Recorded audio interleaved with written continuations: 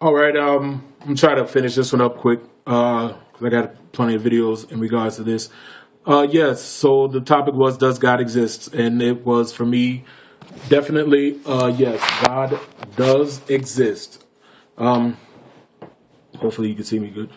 Um, Another point that I would like to bring out is it's kind of weird to hear the whole argument of perfection. That they say a lot of theists use that. Look at the eye, it's perfect. Look at the body, it's perfect.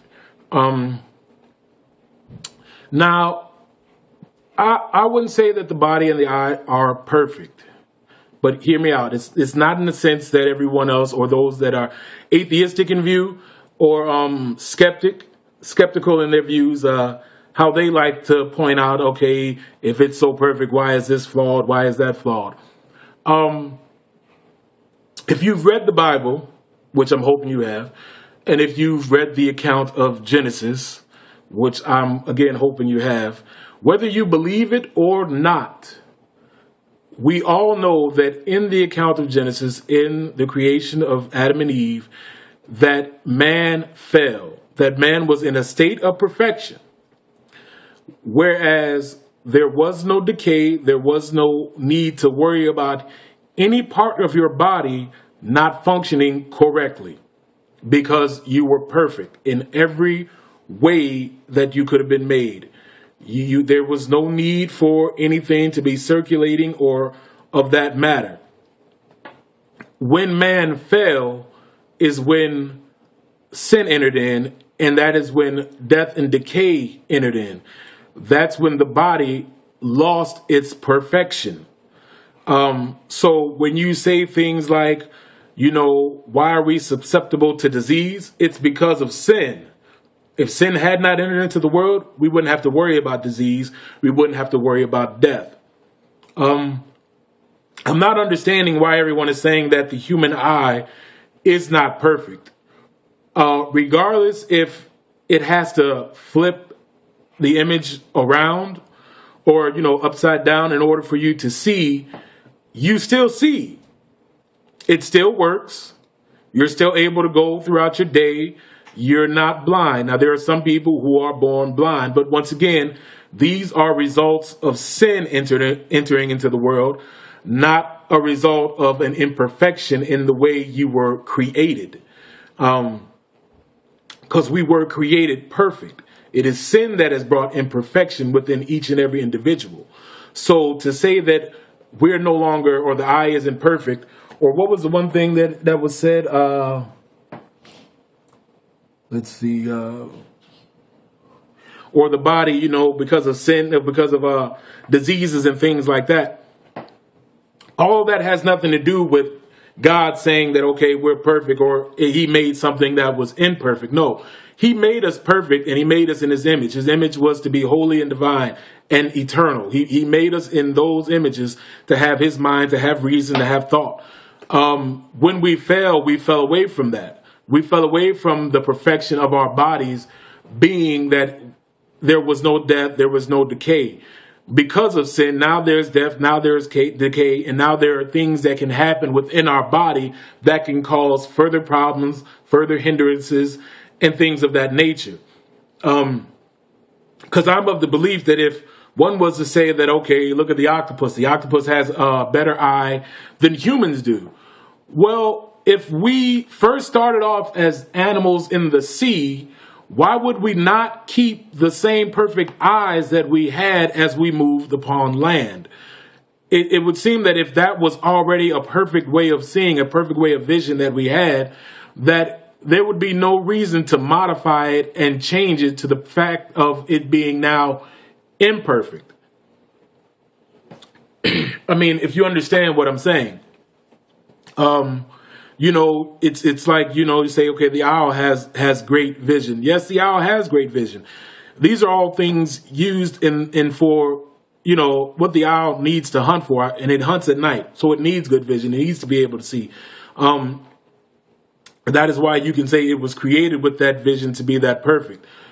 Us as humans, we don't need to hunt at night. But the fact that our eye can oh man, what's the word I'm looking for?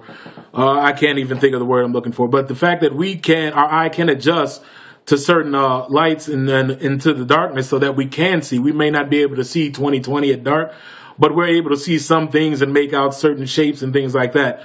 I don't understand why the blind spot thing is supposed to be a reason for us being imperfect in our eyes. But once again, if that was the case, I would think that evolution should have solved that for us if certain pressures would cause us to evolve certain ways.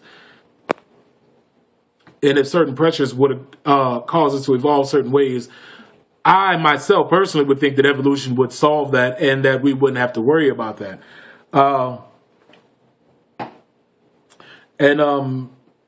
Yeah, that's pretty much all I got to say with that. Yes, we were created perfect. We were made in his image. We were created perfect. We were created without sin. We were created without death and decay.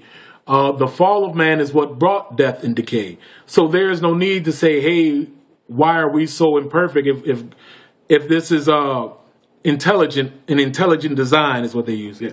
If this was such an intelligent design, why are things so messed up? Well, it isn't our fault. It isn't God's fault that we have fallen short and have ended up in the state that we are. It is man's fault.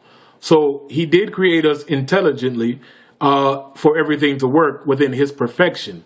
But when we fell away from that, well, all the natural things of us had to kick in and sustain our life. And therefore, death and decay entered in, so things weren't as perfect as they should have been or could have been had man not fallen.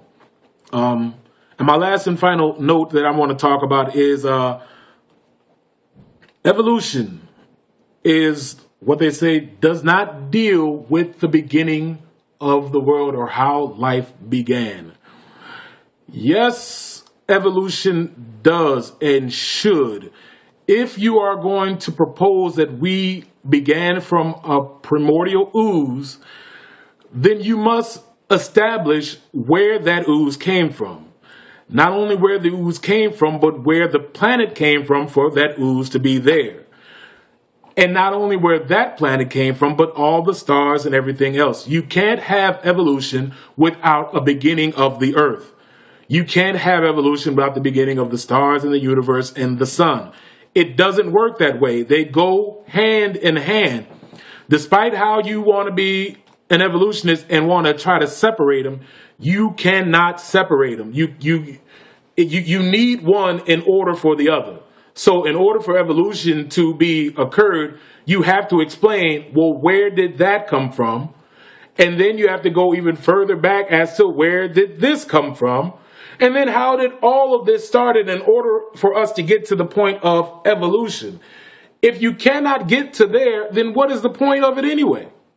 I mean, why would you explain to me how we evolved from, an amoeba or whatever to fish, from fish to tetrapods, from tetrapods to lizards, dinosaurs, from dinosaurs to mammals and some birds, and from mammals to whales, and, vice versa, this way, that way, all of this stuff.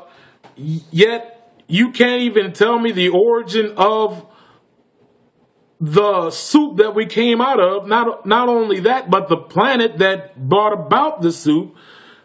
They go hand in hand. To me, it's like, I don't understand how anyone can try to say that evolution just deals with change over time. Yes, evolution deals with change over time, but that change over time includes the universe, the earth, everything. All of that is change over time according to evolution, because according to evolution, there were no plants at a certain point in time on the earth. So then you would have to deal with how did they come into play? How did everything change over time to the point of where we have life and to where life itself began to change over time? It all goes hand in hand. And if you can't really explain that, then I don't know. I mean, maybe you can. I'm hoping somebody can. If so, I'm looking forward to it. This is Seraphim 74. God bless. Bye.